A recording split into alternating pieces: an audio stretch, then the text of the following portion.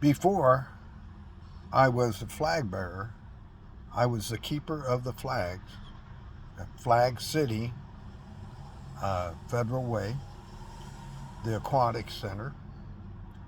And I was that for 4 or 5 years, I think 5 years, but it's been a while ago. And I met this lady, Lynn Scow, who was the one that put us in touch with doing the Flag Day essays, the judging of it. And it was an incredible opportunity for us, and it changed our lives. I marched across the United States to kind of bring up into the public light that 21 veterans was kicked out of the Federal Way Community Center, and it was because a black hip hop group who was going to play there, a black, and I only say this because he touched my heart. He was the leader of the Cub Scouts and an incredibly faithful man to Jesus Christ, to God through Jesus Christ. And he asked me. He said that those guys had a bad rap to them, that they deserved to be doing their music, and he would supply for King County people.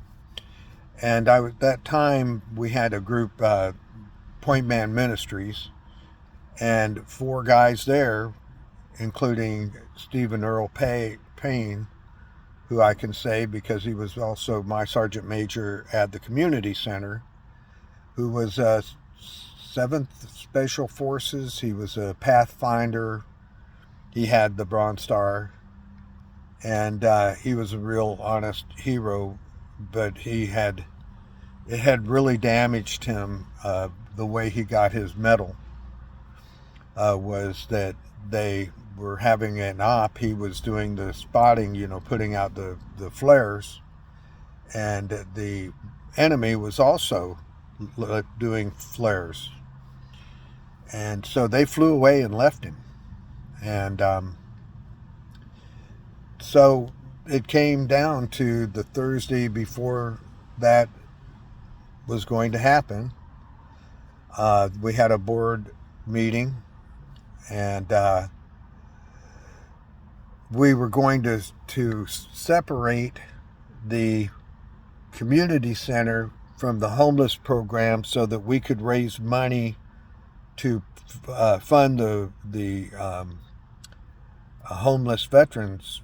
We called it Home Start. And the next day, they came in like a horde. It happened because one of the fire guys was going to bring us the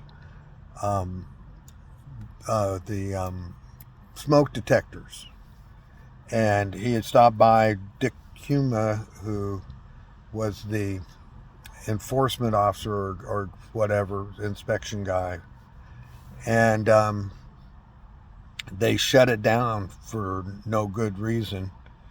I say that because the guy who was doing the inspection for them said that there was no reason for that to be to close it down.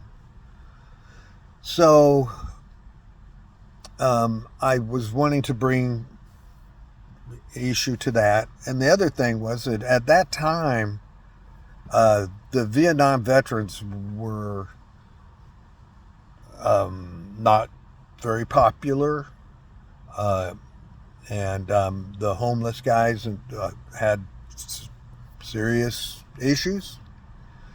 And we were working on those issues and bringing these guys home.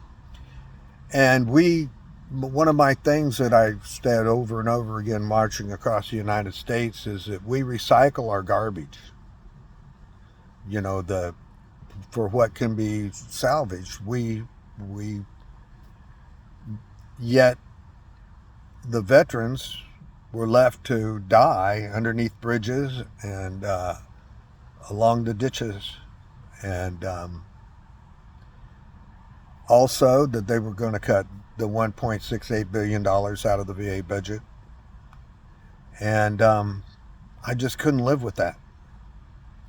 And I was also really wanting to change the suicide as an option to get out of our pain. So when I carry the flags, yeah, it's the American flag and the POW/MIA flag, but it's not the political flag. It's the flag of the dreams of the us citizens, or citizens is a bad word, but us patriots. A lot of us know that what we're told by the government is pretty inaccurate. And so I just want to say that sooner life is going to knock you down. And we could get up, as alcoholics and addicts could get up and get to going with that shame and that fear, the pain, the anger. Or we can get up with love, not belly button love, but the love of a living higher power. And for me, I do my praying to Jesus to send to the Father, even though he didn't say that. He said, our Father. That put us on an equal plane with him when he said, our Father. And in Matthew, he said how to know that with the faith of a mustard seed, you could do greater things than he did in his ministry, because he was fighting such a brutal